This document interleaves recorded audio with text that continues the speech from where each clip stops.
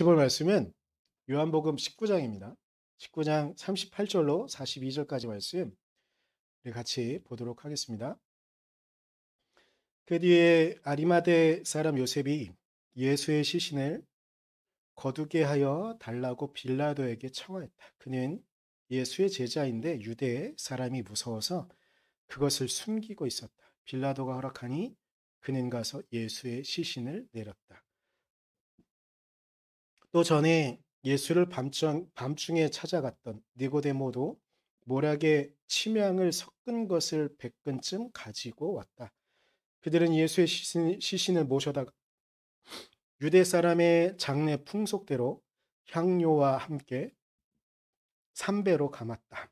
예수가 십자가에 달리신 곳에 동산이 있었는데 그 동산에는 아직 사람을 장사한 일이 없는 새 무덤이 하나 있었다. 그날은 유대 사람의 안식일을 준비하는 날이고 또 무덤이 가까이 있었기 때문에 그들은 예수를 거기에 모셨다. 아멘. 오늘은 부활절입니다. 부활절은 원고에 나왔었던 것 하나 물어봅니다. 교회에서는 가장 중요한 날이 언제일까요? 두 가지를 얘기해 볼 테니까 뭐 이 두 날 중에 어느 날이 제일 중요한지 여러분 한번 맞춰보세요. 일단 예수님께서 이 땅에 오신 성탄절. 성탄절이 제일 중요할까요? 그리고 오늘은 부활절이에요. 성탄절, 이 땅에 오신 예수님의 성탄절이 교회에 가장 중요할까요? 아니면 예수님께서 부활하신 부활절이 가장 중요할까요? 결정을 한번 해보세요. 자, 좋아. 역시 아이들이 있으니까 이게 딱 되는군요. 한번 손으로 내버려보세요. 1번이 맞을까요? 2번이 맞을까요? 자신 없는 분들은 누군가요? 손 안 드신 남자들만 안 들어? 이게 성향이 딱 드러나. 남자들만 안 해. 여자들은 다 뭐 이렇게든지 하는데 한번 해봅시다. 그냥 한번 해봅시다. 성탄절이 제일 중요한 것 같다. 1번. 부활절이 가장 중요한 것 같다. 2번. 자, 하나, 둘, 셋. 남자들 진짜 안 들어. 자, 해봅시다. 하나, 둘, 셋. 영어만 안 해. 네, 맞아요. 부활절이 가장 중요해요. 그리고 이게 너무 재밌다. 네. 우리가 보통 생각할 때는 이제 세상에서도 보면 성탄절은 막 TV에서도 되게 많이 나오고 영화도 많이 나오고 막 그러잖아요. 그리고 뭐 연인들 뭐 사랑 고백도 많이 나오고 소설도 많으니까 성탄절이 제일 중요한 것 같은데 원래 전통적으로 교회에서는 부활절이 가장 중요했어요. 그리고 초대교회 한 3세기, 4세기 이전까지는 예수님이 언제 오셨는지 날짜도 별로 그렇게 중요한 의미도 갖지도 않았었어요. 우리는 지금 성탄절의 날짜를 정확히 알고 있습니다. 언제죠? 애들이 얘기해볼까? 수연아, 송이가 해볼까? 송이야, 성탄절이 며칠이지? 어, 맞아. 크리스마스랑 성탄절 헷갈리는구나. 맞아. 12월 25일 우리가 다 기억하잖아요. 근데 이게 정해진 거는 역사적으로 따져도 빨라봐야 3세기 후반? 보통은 4세기 초반대나 그 정도 날짜로 추정을 하고 맞추는 거예요. 하지만 그 이전에 300년, 400년 동안 교회에서 매년마다 정말 중요시 여기면서 항상 그날은 어떻게든지 모여서 예배 드리려고 한 날이 있었으니 그날이 바로 오늘 우리가 좀 전에 부의를 했던 부활절이에요.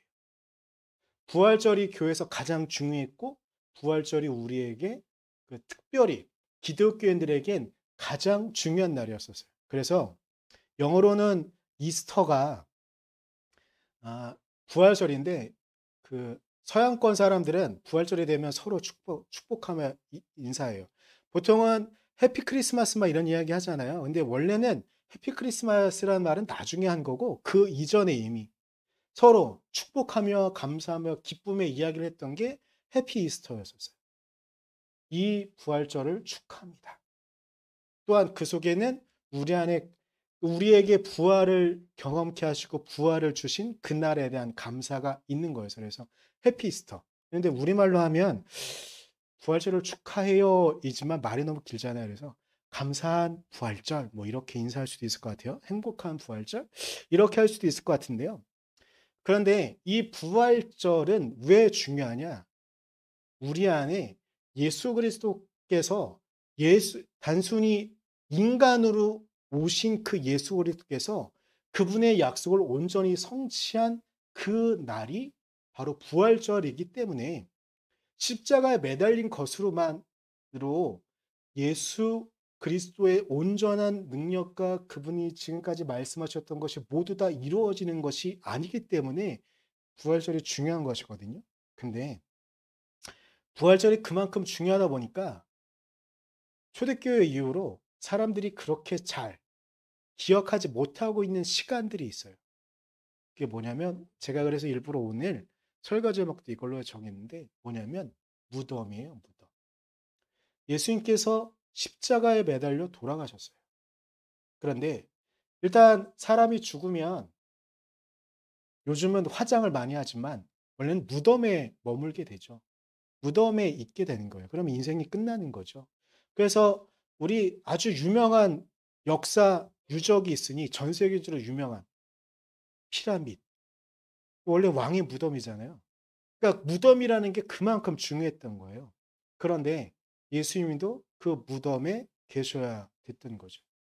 그래야 그분이 죽은 거예요. 그런데 이 무덤이라는 시간은요, 이 장소는 우리가 성경을 읽을 때에도 그냥 쑥 넘어가는 부분이에요. 왜냐하면 무덤 이후에 부활이 있으니까요. 성경을 보면서도 예수님의 일대기를 보면서도 예수님께서 무덤에 있는 건 오늘 본문에서도 요한복음에서도 보면 요게 다예요. 38절부터 42절까지 5절 정도 되는 그 구절이 예수님께서 무덤에 머문 공간을 말하는 것은 이게 다예요. 근데 요한복음만 그러냐? 마태복음, 마가복음, 누가복음 이 복음서에도 예수님께서 무덤에 머무는 건 잠깐이에요. 그리고 그 다음의 이야기가 더 많이 우리에게 들려와요. 그런데 제가 굳이 이 무덤의 공간을 오늘 좀 이야기하고 싶은 부분은 누구나 무덤에 가게 돼요. 근데 살아있다가도 무덤과 같은 기간들을 보내는 이들이 있어요. 그리고 예수님께서도 그 무덤에 머무르셨어요. 이 무덤이 중요하지 않다면, 의미가 없다고 한다면 이 이야기가 굳이 성경에 남아있지 않을 수도 있었어요. 하지만 이 무덤의 이야기는 오늘 성경 안에 분명히 기록되어져 있고 그것을 우리에게 증언해 주고 있는 것이죠. 아, 의미를 좀 더 깊이 들어가기 전에 몇 가지 한번 물어볼게요. 예수님이 돌아가셨어요. 그럼 예수님의 시체는 이 땅에 있을까요? 공룡의 시체는 종종 발견되어지나요, 뼈로? 예수님의 시체는 이 땅에 있을까요? 없어요. 예수님의 시체는 없어요. 그럼 아주 유명한 부처의 시체는 이 땅에 있을까요? 뼈는 있어요. 특이한 게 있는데, 그, 한국에도 아주 큰 절은 가면, 이렇게 다보탑 같은 탑이 나는 불교 얘기할 때 잘 몰라서 하여튼 중앙에 탑이 있는 걸로 알고 있어. 대웅전 앞에 탑이 있는 걸로 알고 있는데 거기에는 실제의 부처의 진신사리가 이게 뼈인지 아니면 화장하고 나면 나오는 건지 모르겠는데 하여튼 그게 있는 게 그 동양권의 큰 절에는 대부분 그런 게 있거든요. 각져에 흩어져 있는 거예요. 그만큼 부처의 시신의 흔적은 남아 있어요. 하지만 예수님의 시신은 이 땅에 있을까 없을까? 없어요. 있다고 한다면 예수님의 부활은 가짜예요. 그렇기 때문에 예수님의 시신은 이 땅에 없어요. 근데 또 문제가 되는 게 있는데 오늘 말씀을 준비하다가 제가 열심히 요즘은 컴퓨터로 타이핑하려다 보면 너무 힘들거든요. 한 손을 못 쓰다 보니까 해서 검색하다가 무덤이라는 걸 검색을 해봤어요. 그랬더니 저는 지금까지 몰랐던 사실들 좀 많이 알게 됐는데 그 중에 하나가 뭐냐면 예수님의 무덤으로 추정되어지는 곳이 지금 예루살렘에 2곳 정도가 있대요. 한 곳 한 곳 이렇게 있어요. 근데 이건 큰 의미가 없어요. 예수님께서 어, 이렇게 잠깐 머물렀던 곳, 그리고 그 장소와 시간들을 막 추정하면서 그리고 또 이스라엘 사람들이 잘하는 게 있는데 돈이 될 만한 곳들은 이 사람들은 투자를 잘해요. 이스라엘 사람들은요, 예수님의 부활을 믿는 사람들도 최근은 많이 생기고 있지만 이들은 근본적으로 믿지 않거든요. 그런데 예루살렘을 이들이 정복하고 난 다음에 성경에 나오는 예수님의 흔적들의 유적지를 일부러 만들고요. 거기에 교회를 만들어 놔요. 그래서 예수님 무덤이 있던 것으로 추정되는 곳에 교회도 만들어 놨거든요. 근데 이건 역사적인 근거도 없고 몰라요. 여하튼 이렇게 우리에게는 어떻게 보면 눈에 보이고 뭔가 그럴 만해 보이는 것들에 이렇게 눈이 잘 가는 것이지만 그것보다는 그거 너머에 있는 의미를 좀 봐야 되거든요. 무엇이냐면 제가 오늘 말씀드리고 싶은 것들은 예수님이 무덤에 머물렀던 그 시간과 장소는 우리 안에 중요한 의미가 있다는 거예요.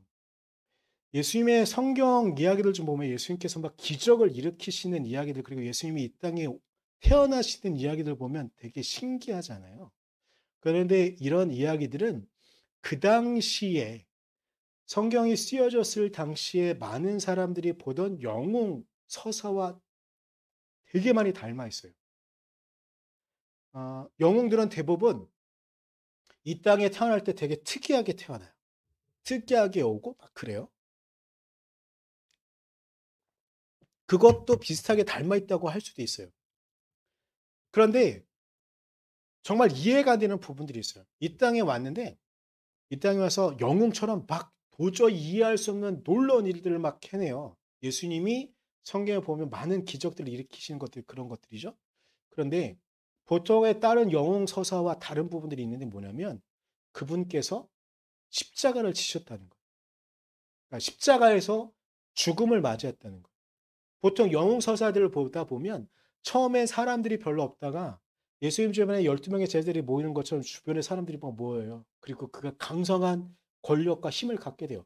그런데 12명의 제자들이 왔는데 특히 요한복음에 보면 제자들이 왔다가 도망가기도 하고 예수님이 고난받고 핍박받고 비난한다고 당하고 막 이렇게 돼요. 거절당하고 사람들에게. 다른 영웅 서사에 없는 이야기. 근데 그분께서 또 군중들에게 고발당하면서 십자가에 달릴 때에는 예수님 주변에 어떤 누구도 예수님 편을 들어주는 사람이 없는 그런 이야기도 나오는 거예요. 이게 제가 이 말씀을 드리는 이유는 가끔 성경에 나오는 예수님의 이야기를 보면 이건 주변에 그 당시에 유행하던 영웅 서사를 흉내낸 소설이다라고 말하는 애들이 있어요. 근데 그 영웅 서사를 흉내내려고 하려고 한다면 이런 이야기들을 굳이 담아낼 이유가 없어요. 특별히 예수님께서 머물렀던 무덤의 이야기를 굳이 넣을 필요가 없는 거예요. 그런데 이 예수님이 이 땅에 오셔서 십자가에 매달리고 죽음을 맞이한 이 사실을 성경에 굳이 넣어두고 있는 이유는 이것이 사실이기 때문에. 누군가 상상력에 의해서 누군가 써낸 소설이 아니라 이것이 사실이기 때문에 무덤의 이야기가 성경 안에 굳이 들어있는 거예요. 그리고 이 무덤, 승리의 이야기만 한다면 사람들은 나와 다른 누군가로 느꼈을 거예요. 그런데 나는 도저히 범접할 수 없는 어떤 누군가로 생각할 수 있었지만 예수님께서는 그 당시에 혹은 지금도 우리가 겪고 있는 것 같은 고난과 아픔의 이야기를 그분도 동일하게 겪으신 거예요. 하나님인 그분이 하나님과 동등됨으로 여겨질 그분이 그분의 위치를 포기하고 우리와 같이 이 땅에 오셔서 보통 우리가 생각하면 헤라클레스나 이런 영웅들이 있으면 우리가 헤라클레스를 때리면 헤라클레스가 아플까요? 오히려 우리의 손이 부셔질 거예요. 근데 예수님은 우리의 몸을 동일하게 입으신 거예요. 그래서 누군가 예수님을 때려. 그럼 예수님이 아픈 거예요. 그런데 그 모습을 보면서 아, 하나님인 그분이 우리에게 오셔서 우리와 같이 고난당하셨구나라는 걸 보여주시는 거예요. 그런데 그것은 이 땅을 살아가는 지금 우리들이 겪고 있는 혹은 삶을 살아가다가 고통받고 아파하고 힘든 순간들을 겪게 될 때 이것이 단순히 나만 겪는 아픔과 나만 겪는 슬픔의 이야기가 아니라 예수님께서도 그 길을 가셨구나. 그 상황을 겪으셨구나를 우리가 깨닫게 되어지는 것이죠.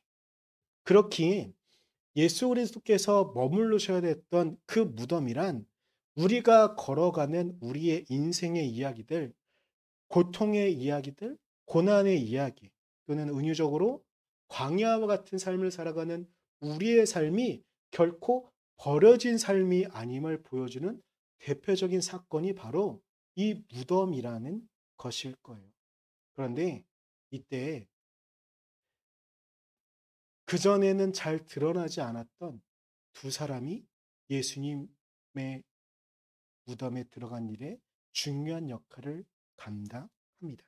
첫 번째 사람은 38절에 나오는 아리마대 사람 요셉이라는 사람이에요. 이 요셉이라는 사람은 성경 안에 잘 등장하지 않다가 갑자기 이때 등장해요. 근데 요한복음에는 그냥 아리마대 사람 요셉이라고만 나와 있는데 다른 복음서에도 이 요셉에 대한 이야기를 하거든요.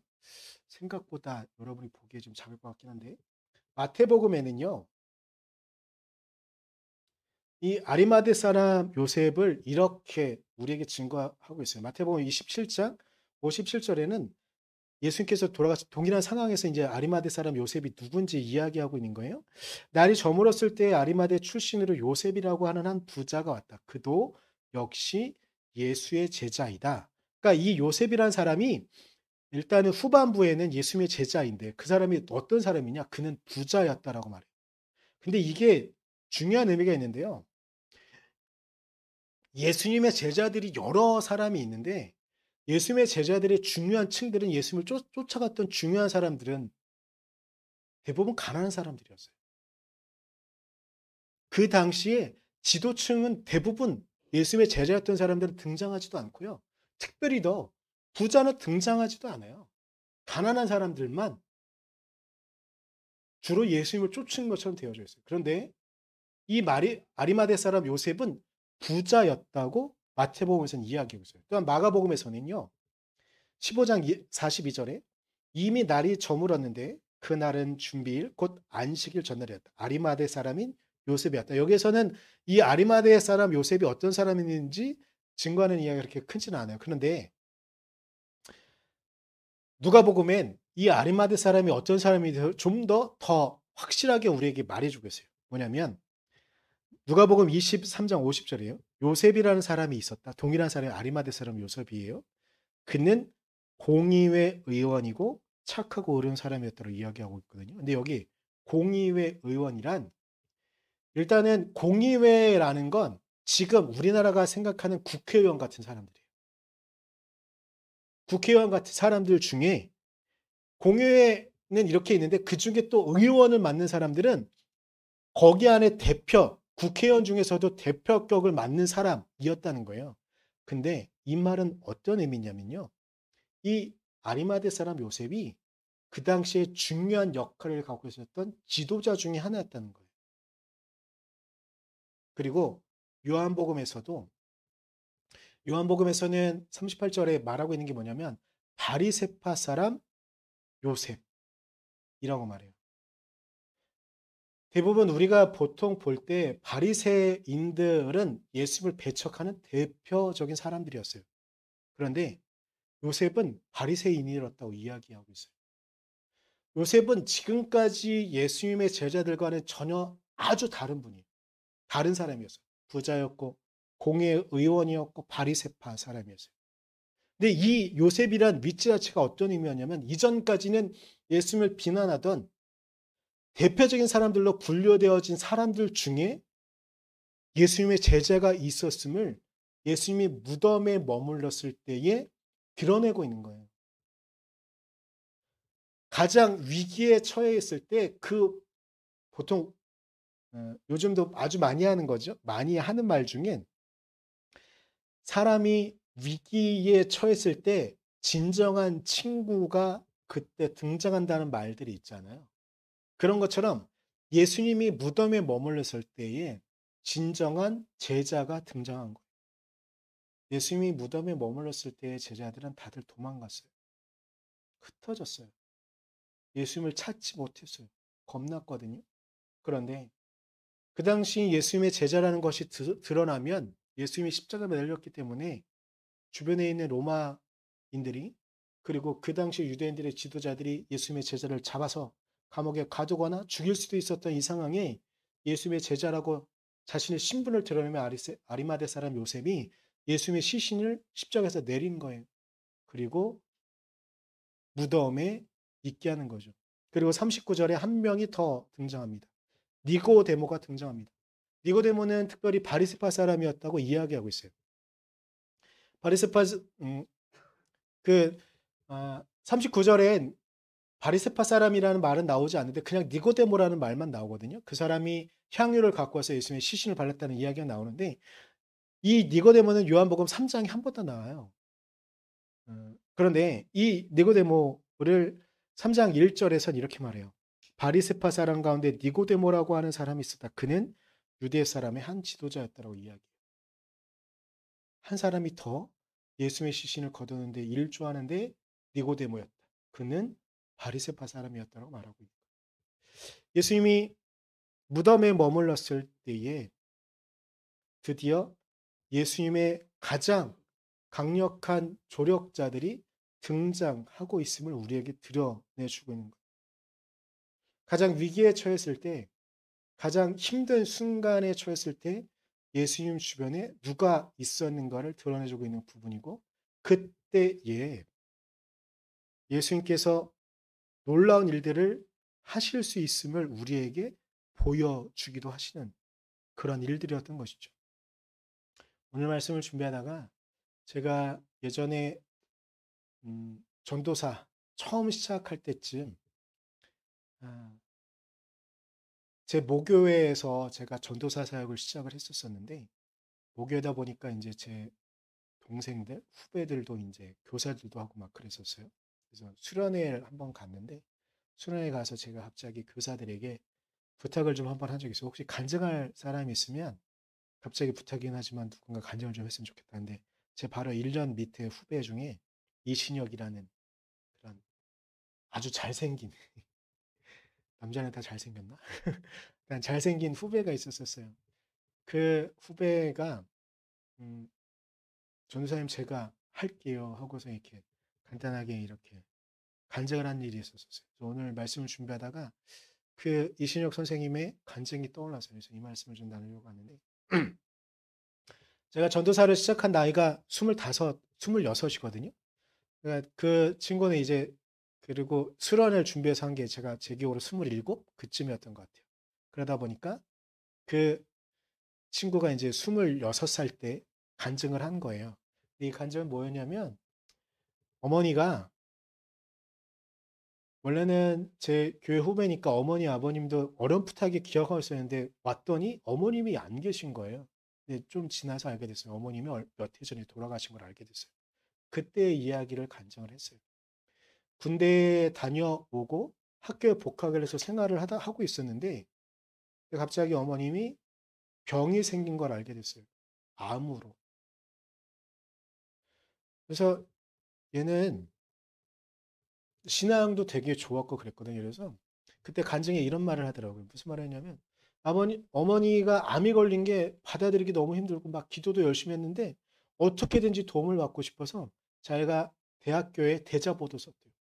우리 어머니가 이러이러해서 한데 우리 어머니를 좀 누군가 기도할 수 있다면 기도해 주시면 좋겠다. 이런 마음으로 계속 이렇게 했대요. 그런데 어머니가 결국은 이 암을 이겨내지 못하고 돌아가셨어요. 너무나 크게 상심이 되고 너무나 마음이 아팠대요. 근데 누구나 그랬을 것 같아요. 우리가 그 상황을 생각하면 누구나 그럴 수밖에 없겠죠. 근데 이 신혁의 말에 의하면, 이 이신혁 선생의 말에 의하면 장례식쯤 그리고 어머니가 몸이 점점 좀 안 좋아지실 쯤에 담임 목사님께서 황교로 목사님이셨는데 담임 목사님께서 신혁이에게 손을 잡으시면서 신혁아, 우리는 기독교인이잖아. 기독교인은 부활을 믿는다. 어머니가 몸이 정말 안 좋아지셔서 이겨내실지 못할지도 몰라. 하지만 우리가 부활을 믿는 우리는 우리가 하나님 나라에 가면 분명히 어머니를 만날 수 있을 거야. 라는 이 말씀을 해주셨대요. 근데 이때 마음이 얼마나 크게 위로가 됐는지, 아, 죽음이 끝이 아님을, 그래서 그 시간과 그 고통의 시간을 이겨낼 수 있다는 간증을 한 적이 있었거든요. 기독교는 좀 바보 같은 종교예요. 보통은 죽음은 끝이에요. 어떤 종교도 무엇인가 하다가 순교당하는 걸 미화하는 종교는 없어요. 물론 기독교의 영향을 이상하게 받은 이슬람은 순교를 아주 이상하게 막 해가지고 막 하긴 하지만 기독교는 바보 같은 종교예요. 그래서 힘겹고 어려운 상황에도 꿈을 꾸게 만드는 그런 종교. 무덤에 머물렀는데 무덤이 끝이 아님을 꿈꾸게 하는 종교가 바로 기독교. 죽었는데 죽음이 끝이 아님을 말할 수 있는 종교가 바로 우리 기독교. 그런데 우리가 이 땅을 살아갑니다. 여러분, 여러분이 삶을 처하고 있었던 상황 가운데 무덤과 같은 시간들이 좀 혹시 있습니까? 우리 스스로 겪고 있는 건강의 문제들, 우리 스스로 우리 주변에 있는 나의 형제와 나의 부모와 나의 자녀들 때문에 고통스럽고 아픈 시간들이 있습니까? 내 주변에 있는 친구들이, 내 주변에 있는 지인들이 나의 상황과 나의 마음은 이해해주지 않고 나를 오해하고 나에게 손가락질하고 그렇게 힘겨운 시간들 가운데 있습니까? 고통과 고난이, 광야가, 무덤이 지금 처해져 있는 상황 같은 시간들이 있습니까? 기독교는 바보 같은 종교여서 그것이 끝이 아님을 믿는 종교입니다. 왜냐하면 예수님께서 부활하셨거든요. 무덤이 끝이 아니고 이 땅에 부활하셔서 진정한 희망과 진정한 꿈을 더 나은 내일을 꿈꿀 수 있도록 기독교는 우리에게 끊임없이 예수 그리스도는 우리에게 그러한 희망과 꿈을 갖도록 우리를 이끌어 주는 종교라는 것입니다. 무덤에 머물러 있으나 부활을 꿈꾸게 하는 바보들. 여러분, 제가 오늘 설교 제목을 부활절인데 무덤으로 해야 되나라는 고민을 좀 많이 했습니다. 그런데 무덤이 끝이 아님을 예수 그리스도의 부활이 분명한 사실이고 그렇기 때문에 우리는 무덤과 같은 이 상황 가운데도 꿈을 꿀 수 있는 우리가 되어지기를 저는 간절히 소원합니다. 우리 선화목자 교회가 그리고 여러분 모두가 하나님께서 이 땅에 우리를 보내신 이유 그리고 우리를 하나님의 자녀로 부르신 이유를 기대하면서 우리가 온전히 꿈꾸며 오늘의 고통과 아픔의 이야기가 끝이 아니라 우리를 분명히 다음으로 넘어가게 하실 그 하나님의 은혜가 있음을 믿으면서 나아갈 수 있는 우리가 되어지기를 간절히 소망합니다. 우리 이 시간 같이 기도할 때에 하나님 우리가 꿈을 꾸게 해주십시오 라고 기도했으면 좋겠습니다. 하나님께서 예수 그리스도를 부활시키신 것처럼 우리가 무덤과 같은 상황에 처해 있다면 주님 우리가 꿈을 꾸게 하십시오. 당신께서 더 나은 우리의 삶의 순간으로 이끌어 주실 것이라는 기대를 갖고 나아갈 수 있도록 해달라고 우리 같이 기도하도록 하겠습니다. 기도하겠습니다.